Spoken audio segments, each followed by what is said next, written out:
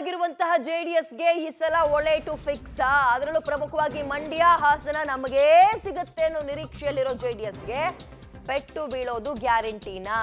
ಹೌದು ಅಂತ ಇದೆ ನೆನ್ನೆ ಮಾಜಿ ಶಾಸಕರೊಬ್ಬರು ಕೊಟ್ಟಿರುವಂತಹ ಸ್ಟೇಟ್ಮೆಂಟ್.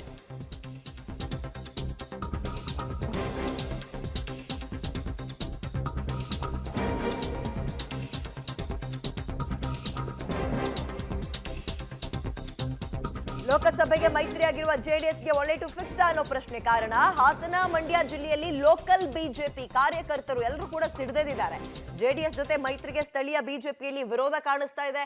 ಜೆಡಿಎಸ್ ಕಣ್ಣಿಟ್ಟ ಕ್ಷೇತ್ರಗಳನ್ನ ಬಿಟ್ಕೊಡೋಕೆ ತೀವ್ರ ವಿರೋಧ ಕೇಳಿ ಬರ್ತಾ ಇದೆ. ಅದರಲ್ಲೂ ಪ್ರಮುಖವಾಗಿ ಮಂಡ್ಯ ಬಹಳ ಜಿದ್ದಿನ ಕ್ಷೇತ್ರ, ಅವರು ಬಹಳ ಪ್ರತಿಷ್ಠೆಯಾಗಿ ತಗೊಂಡಿದೆ ಜೆಡಿಎಸ್. ಅದರ ಜೊತೆಗೆ ಹಾಸನ, ಅಲ್ಲಿ ಹಾಲಿ ಎಂಪಿನೇ ಹಾಸನದವರಿದ್ದಾರೆ. ಬಟ್ ಬಹಳ ಜಿದ್ದು ಕ್ಷೇತ್ರ ಅಂದ್ರೆ ಹಾಸನ ಕೂಡ ಹೌದು. ಅಲ್ಲಿಂದ ಅದೇ ಹಾಸನದ ಟೌನ್ ನಗರದಿಂದಲೇ ಮಾಜಿ ಶಾಸಕರು ಪ್ರೀತಮ್ ಗೌಡ್ರು ಈ ಸಲ ಸೋತಿದ್ರು.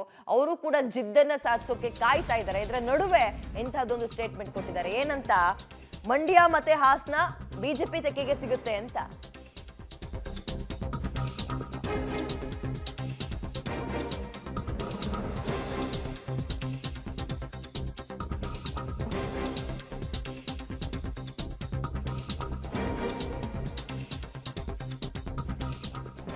ಕಾರ್ಯಕರ್ತರ ಅಪೇಕ್ಷೆ ವಿರುದ್ಧ ಬಿಜೆಪಿ ನಿರ್ಣಯ ಸಾಧ್ಯನಾ? ಹಾಗಾದ್ರೆ ಮೈತ್ರಿ ಮಾಡ್ಕೊಂಡಿದೀವಿ ಅಂತ ಎಲ್ಲದಕ್ಕೂ ಕಾಂಪ್ರಮೈಸ್ ಆಗ್ಬಿಡುತ್ತಾ ಬಿಜೆಪಿ? ಗೆಲ್ಲೋ ಕಡೆಯೂ ಕೂಡ ಉದಾರತನವನ್ನ ತೋರಿಸುತ್ತಾ ಜೆಡಿಎಸ್ಗೆ? ಗೊತ್ತಿಲ್ಲ.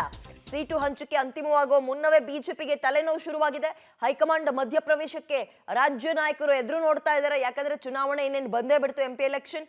ಕ್ಷೇತ್ರಗಳ ಒಳ ಸಂಘರ್ಷದಿಂದ ನಾಯಕರು ಸ್ವಲ್ಪ ಅಂತರ ಕಾಯ್ದುಕೊಳ್ತಾ ಇದ್ದಾರೆ.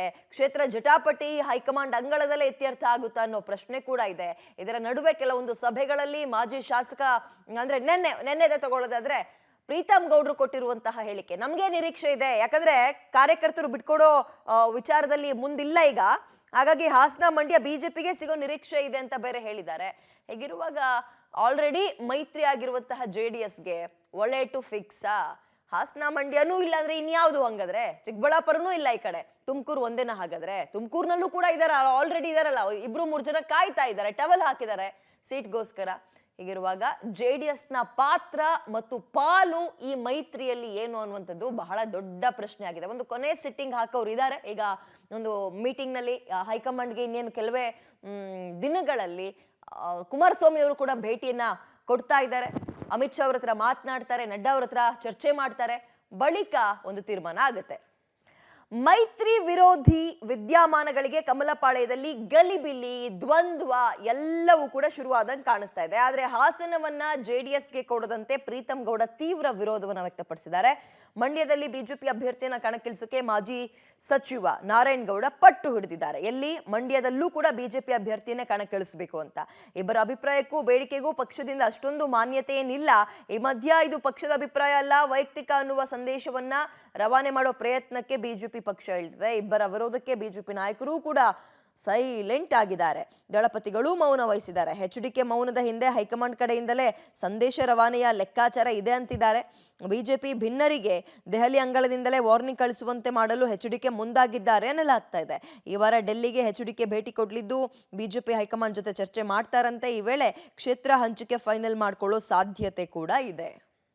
ಭಾರತೀಯ ಜನತಾ ಪಾರ್ಟಿಗೆ ಎನ್ಡಿಎ ಕೂಟಕ್ಕೆ ಜನತಾದಳ ಸೇರಿಕೆ ಹೊರತು ಯಾವುದೇ ಕಾರಣಕ್ಕೂ ಯಾವ ಸೀಟು ಯಾರಿಗೆ ಎಂದು ತೀರ್ಮಾನ ಆಗಿಲ್ಲ.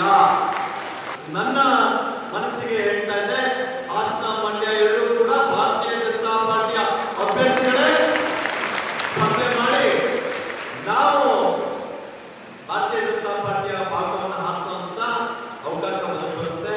ಮಿತ್ರ ಪಕ್ಷವಾಗಿ ಸೇರಿರುವಂತಹ ಜಾತ್ಯತೀತ ಜನತಾದಳಕ್ಕೆ ಮಂಡ್ಯ ಆಗ್ಬೋದು, ಹಾಸನ ಆಗ್ಬೋದು, ಬೇರೆ ಕ್ಷೇತ್ರ ಬಿಟ್ಕೊಟ್ರು ಕೂಡ ಏನು ಕುಟುಂಬ ರಾಜಕಾರಣ ನಡೀತಾ ಇದೆ ಈ ದೇಶದಲ್ಲಿ.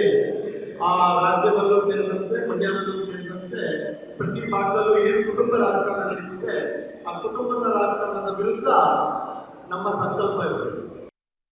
ಭಾರತೀಯ ಜನತಾ ಪಾರ್ಟಿಗೆ ಎನ್ಡಿಎ ಕೂಟಕ್ಕೆ ಜನತಾದಳ ಸೇರಿಕೆ ಹೊರತು ಯಾವುದೇ ಕಾರಣಕ್ಕೂ ಯಾವ ಸೀಟು ಯಾರಿಗೆ ಎಂದು ತೀರ್ಮಾನ ಆಗಿಲ್ಲ. ನನ್ನ ಮನಸ್ಸಿಗೆ ಹೇಳ್ತಾ ಇದೆ, ಹಾಸನ ಮಂಡ್ಯ ಎರಡೂ ಕೂಡ